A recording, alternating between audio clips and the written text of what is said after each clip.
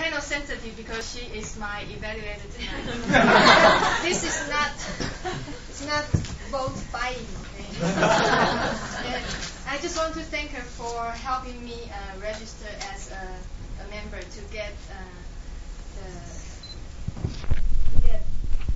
stuff from the headquarters to be a qualified member. That's all. Thank you. And let me start my A few years ago, I started subscribing Reader's Digest. And the reason was really simple: to improve my English comprehension through reading and English publication regularly. But however, after receiving Reader's Digest month after month from an English learning tool, to me, this has become my food for thought. Mr. Toastmaster, my fellow Toastmasters, and the most welcome guests. Why do I enjoy Reader's Digest so much? Because it's entertaining, it's inspiring, and it's informative. First of all, it really makes me laugh. Every time when I receive a new issue of Reader's Digest, the first thing is to go through the joke section in this book. It's a pity that I don't find all the jokes really that funny. Sometimes I just don't get it. But if one of them is hilarious enough to make me laugh, to put a smile on my face, then it's worth the time and money.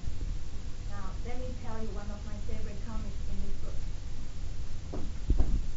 A poor guy, really, has no money. He wants to have a plastic surgery anyway, so he bargained with his doctor. And this is what his doctor told him. He said, well, with the price range you can afford, I think this is what you are going to get. And besides the entertaining part of Reader's Digest, I also enjoy the real-life stories that show people's courage and faith in life. For example, a young girl from Europe, she's blind. A blind girl, she went to a small village in Italy to start a blind school there, to teach the blind kids to learn how to read so they can have a chance to be educated. The girl is poor also.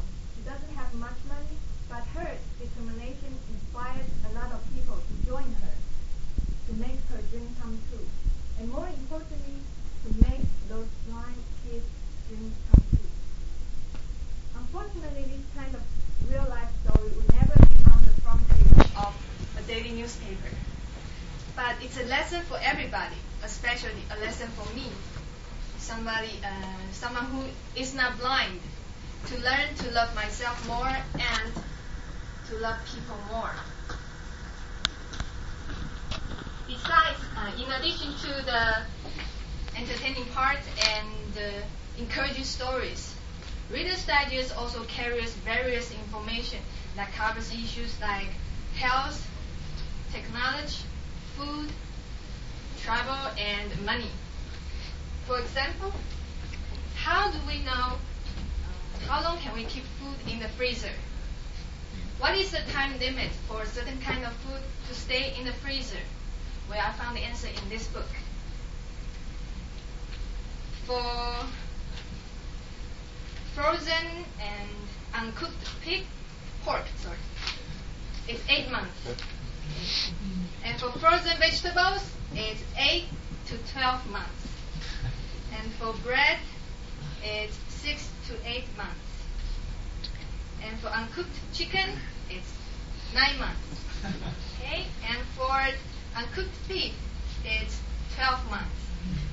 And to make sure what you take out from the fridge tastes as good as what you put in, remember, always keep your freezer at 0 degrees Celsius and use an airtight container like this. See? Now I think you understand better why I like Reader's Digest so much. Okay? Because number one is interesting and entertaining. Number 2, the stories are real life stories. They are inspiring and encouraging. And number 3, it's full of useful information and knowledge. And as an old proverb goes, a way to a man's heart is through his stomach. I would like to say a way to a man's soul is through his reading.